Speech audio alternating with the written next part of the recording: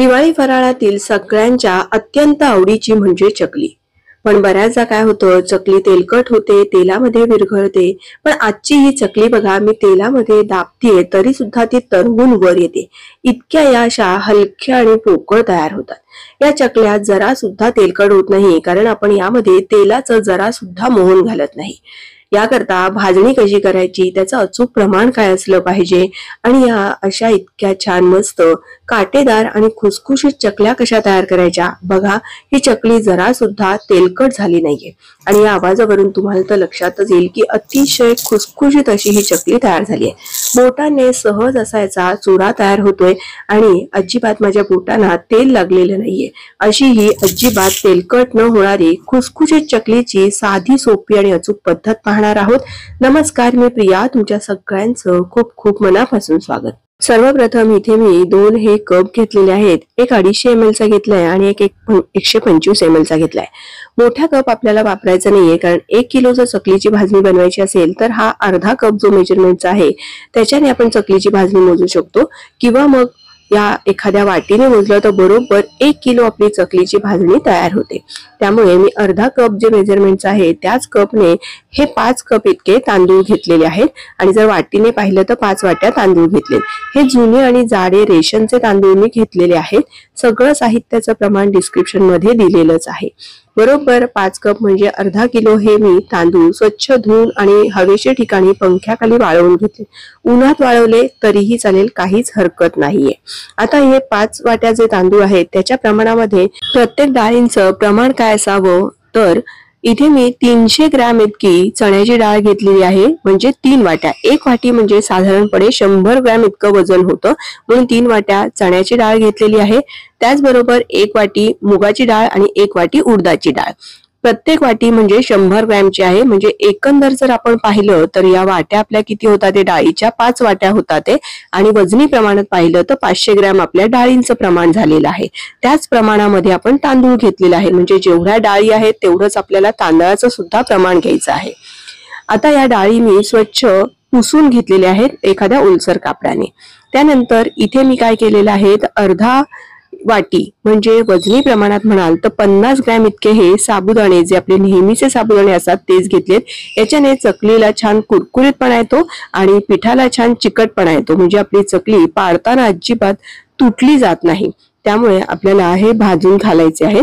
त्यानंतर इथे मी जाडे पोहे, जे आपण कांदे पोह्यासाठी वापरतो, ते 1 वाटी घेतलेत. वजनी प्रमाणात 50 ग्रॅम इतके हे पोहे घेते. त्याच्याने चकलीना आपली मस्त आतून पोकळ आणि खुसखुशीत अशी तयार होते. त्यानंतर इथे मी घेतलेले आहे हे धने सुद्धा वजनी प्रमाणात 50 ग्रॅम घेतलेले आहेत आणि वाटीने पाहिलं तर 1 वाटी.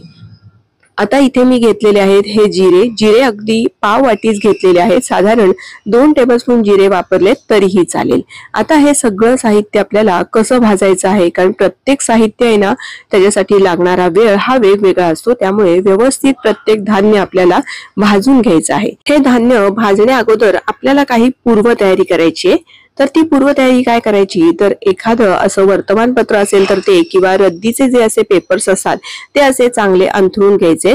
त्यावर एखादं असं सुती कापड घालायचंय. नुसतं सुती कापड घालून नाही चालणार का, तर नाही.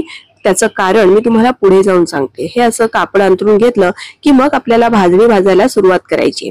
त्यापूर्वी ही अशी जाड तळाची आणि गोल तळाची कढई घ्यायची, म्हणजे भाजणी भाजताना हात अजिबात दुखत नाही. आणि ही मी घेतलेली कढई ट्रायप्लायची आहे, त्यामुळे सगळीकडे एकसारखी हीट पसरली जाते. कुठे कमी भाजते, कुठे जास्त भाजली जाते, असं भाजणी अजिबात होत नाही. जर तुम्हाला ही कढई घ्यायची असेल तर लिंक डिस्क्रिप्शन मध्ये देते. त्याचबरोबर प्रिया किचन नावाचं जर कुपन कोड वापरलं तर तुम्हाला 12% डिस्काउंट सुद्धा मिळेल. ही मी इंडस व्हॅलीची ही कढई वापरलेली आहे. आता आपल्याला एक उलथणं घ्यायचे. तर उलथणं सुद्धा शक्यतो वर लाकडी घ्यावं, म्हणजे काय होतं, तर भाजणी भाजताना ना खूप असा कढईचा आणि उलथण्याचा आवाज होत नाही. आता मी गॅस मोठा ते मध्यम ठेवलेला आहे. मोठ्याच साधारण गॅसवरती आपल्याला ही भाजणी भाजायला घ्यायची. सतत तळापासून हे असं हलवत राहायचं आहे. तांदूळ आपल्याला छान असे कुरकुरीत होईपर्यंत भाजून घ्यायचे आहे. बघा, थोडासा रंग बदलला जातो आणि हे असे छान असे फुलल्यासारखे दिसतात. आता काय करायचं, तर एखादा तांदळाचा दाणा असा खाऊन पाहायचा. जर खाल्ल्यानंतर दाताखाली तो असा छान कुडकुडीत लागला तर आपले तांदूळ भाजून झाले आहेत असं समजावं. आता आपण हे तांदूळ या कापडावर असे काढून घेणार आहोत. त्यानंतर आता आपण डाळ भाजायला घेणार आहोत. इथे आपण चण्याची डाळ भाजतोय. गॅसची आज मोठा ते मध्यमच ठेवलेला आहे.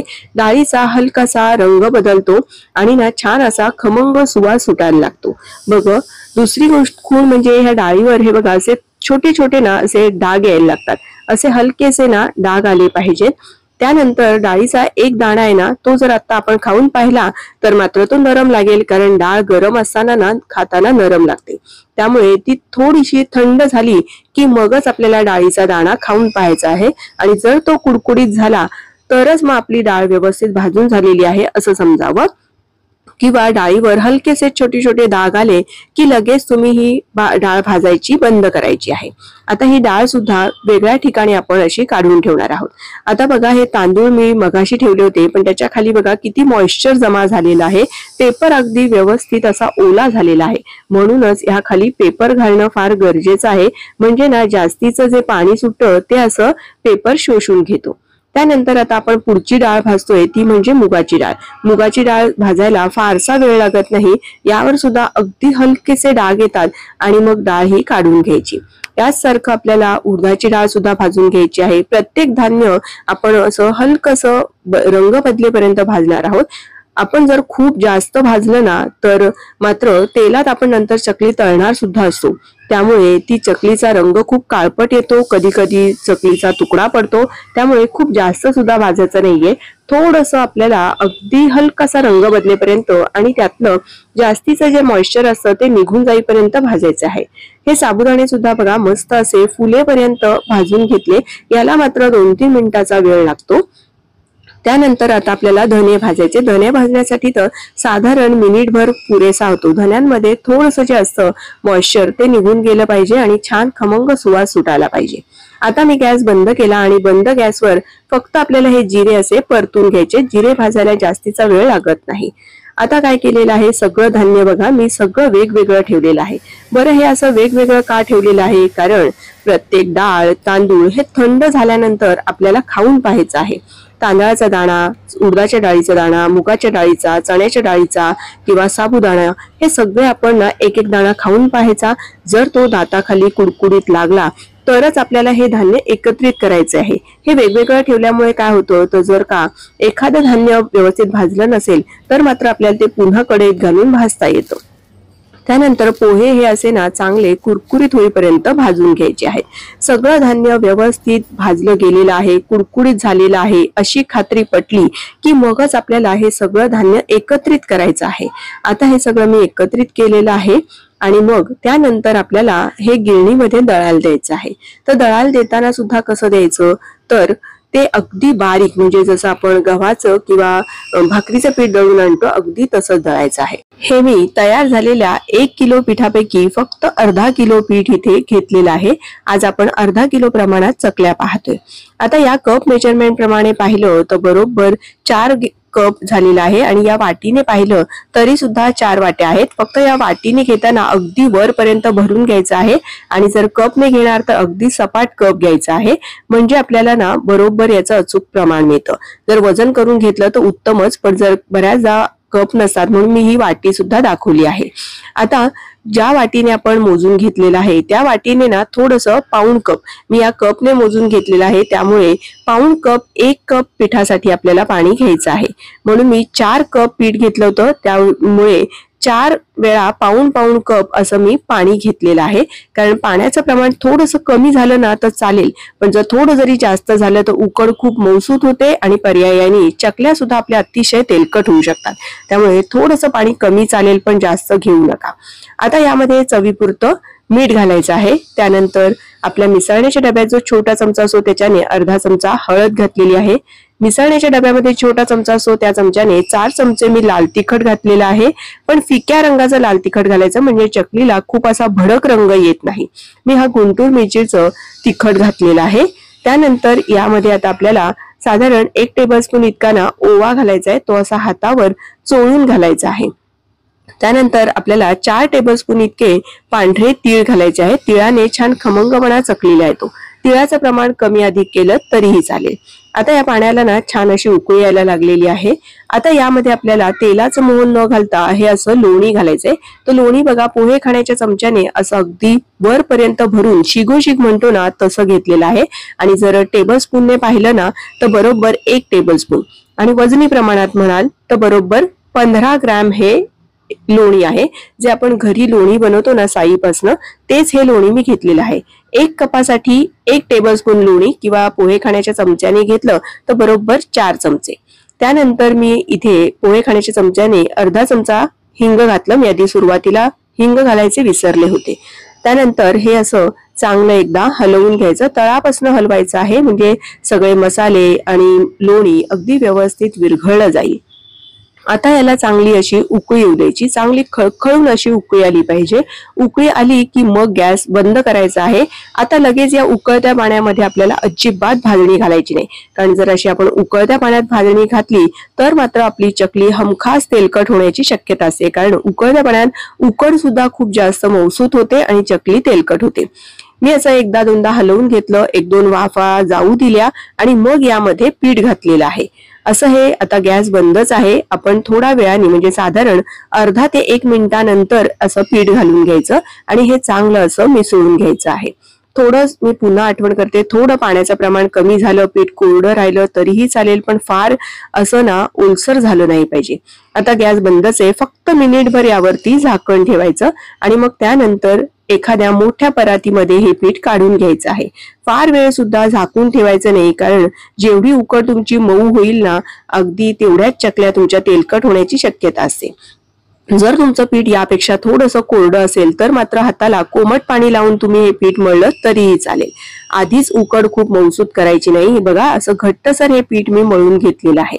आता यापैकी एक छोटा गोळा घ्यायचा, तो चांगला असा मळून घ्यायचा आणि शिल्लक राहिलेला जो गोळा आहे ना तो मात्र असा झाकून ठेवायचा, म्हणजे ना आपल्या ते पीठ कोरडं होत नाही। हे चांगलं असं व्यवस्थित मळून घ्यायचं म्हणजे चकलीची तार तुटत नाही। आता चकलीचा सोऱ्या घेतला, त्यातली जी खरखरीत बाजू असते ती अशी खालच्या बाजूने आली पाहिजे, असं हे प्लेट घालून घ्यायची आणि सोऱ्याला आतून थोडंसं ना असं तेल लावून घ्यायचं म्हणजे सोऱ्याला पीठ चिकटत नाही। आता हे असं लांबट गोल आकार तयार करून यामध्ये पीठ भरून घ्यायचं आहे आणि अगदी दाबून दाबून घट्ट असं पीठ भरायचं, म्हणजे काय होतं तर हवेची पोकळी शिल्लक राहत नाही आणि एकसारखी एकसंध चकली पडते। पीठ सुद्धा चांगलं मळून घ्यायचं प्रत्येक वेळी आणि मग चकली पाडून घ्यायची आहे, कारण जेवढं आपण चांगलं पीठ मळू ना तेवढी बघा अशी एकसंध चकली पडते। नाहीतर काय होतं, पीठ जर व्यवस्थित मळलं नसेल तर अशी व्यवस्थित एकसारखी चकली पडली जात नाही। आता बघा शेवटचं टोक असं जोडून घेतलं, पहिलं जिथे सुरू झाले ना तिथे शेवटचं आलं पाहिजे, म्हणजे ना बरोबर वेढे सुद्धा सगळ्या बाजूने एकसारखे येतात। पहिलं टोक अगदी बारीक असं ठेवायचे, फार मोठा असं छिद्र मधल्या भागात ठेवायचं नाही। सुरुवातीचं टोक जिथे सुरू झाले तिथेच आपलं शेवट सुद्धा करायचं आहे, म्हणजे बघा चकली दिसायला खूप आकर्षक दिसते। या पद्धतीने ताटामध्ये अशा चकल्या तुम्ही पाडून घेऊ शकता। जर तुम्हाला ताटातली उचलायला ना कठीण वाटत असेल तेलात सोडताना, तर मात्र तुम्ही या अशा छोट्या छोट्या डिशवर सुद्धा चकल्या पाडून घेऊ शकता, म्हणजे तुम्हाला ही प्लेट अशी एक एक उचलून मग ती चकली हातावर घेणं खूप सोयीचं होतं आणि मग तेलात टाकणं सुद्धा सोयीचं होतं। या पद्धतीने अशा या चकल्या पाडून घ्यायच्या, शेवटचं टोक व्यवस्थित चिकटवून घ्यायचं आणि मग चकल्या तळायला घ्यायच्या। तेल चांगलं मोठ्या आचेवर गरम केलं, मग गॅसची आच मोठा ते मध्यम ठेवलेला आहे आणि तेल चांगलं गरम झाल्यानंतर आपल्याला चकल्या सोडून घ्यायच्या आहेत। चकल्या तेलामध्ये सोडल्यानंतर बघा गॅस आता लहान मोठा करायचा नाहीये। तेल चांगलं गरम झालं आणि चकल्या तेलामध्ये सोडल्या की त्या थोड्याशा अशा सेटल झाल्या की मग त्या उलटवून घ्यायच्या। सुरुवातीला चकल्या ना नरम असतात, त्यामुळे लगेच त्याला झारा लावायचा नाही। गॅसची आच आता लहान मोठी करायची नाही, मोठा ते मध्यम अशीच गॅस ठेवायची आहे। आता या उलट पलट करून चांगला तांबूस रंग येईपर्यंत तळून घ्यायचे आहेत।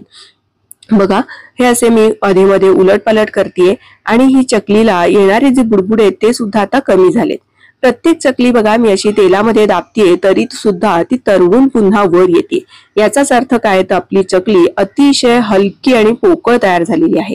आपण घेतलेलं भाजणीचं प्रमाण, लोण्याचं प्रमाण, उकड घेण्याची पद्धत, या सगळ्या गोष्टी जर लक्षात घेतल्या ना तर तुमची चकली सुद्धा अशी इतकी छान तयार होईल। मस्त घट्टसर पीठ मळलं की चकलीला काटा सुद्धा छान येतो। आता बघा बुडबुडे अगदीच कमी झालेले आहेत। असे अगदी कमी बुडबुडे झाले की मग आपल्याला चकल्या तेलातून काढून घ्यायच्या आहेत। चकलीचे बुडबुडे शांत व्हायला पाहिजेत, मगच चकली काढून घ्यायची।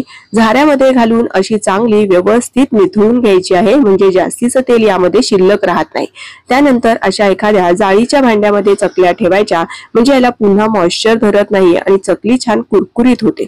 दुसरा घाणा सुद्धा आपण पुन्हा टाकतोय। तर चकलीचं जेव्हा आपण तेलामध्ये घालतो त्यावेळेस तेलाचं टेम्परेचर ना कमी असायला नको, कारण जर तेलाचं टेम्परेचर कमी असेल तर तेलामध्ये चकली ना विरघळली जाते। त्यामुळे गॅस मोठा ते मध्यम ठेवायचा, सारखा गॅस कमी जास्त करायचा नाही।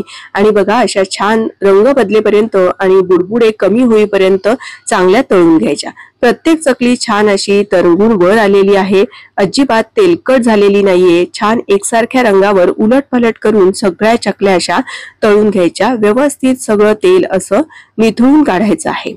आता ह्या चकल्या बघा मी सगळ्या अशा वेगवेगळ्या ठेवलेल्या आहेत। जेवढा आपण एक एक घाणा जेवढा तळतो ना तो असा मी वेगळा वेगळा ठेवलाय। याचं कारण का बरं? कारण एखादा जरी घाणा आपला जर कमी तळला गेला असेल तर तो थंड झाल्यानंतर लगेच त्याचा रंग लक्षात येतो आणि मग तो घाणा आपल्याला पुन्हा तेलामध्ये घालून तळता येतो। एखादा घाणा जरी व्यवस्थित तळला गेला नसेल तर मात्र आपण जेव्हा डब्यामध्ये ठेवतो त्यावेळेस बाकीच्या सुद्धा सगळ्या चकल्या नरम पडतात आणि मग हेच कारण आपल्याला वाटतं आपण व्यवस्थित तळल्यात तरी सुद्धा का बरं नरम पडल्या, काय चुकलं असेल तर एखादी चकली नरम झाली तरी सुद्धा बाकीच्या नरम होतात।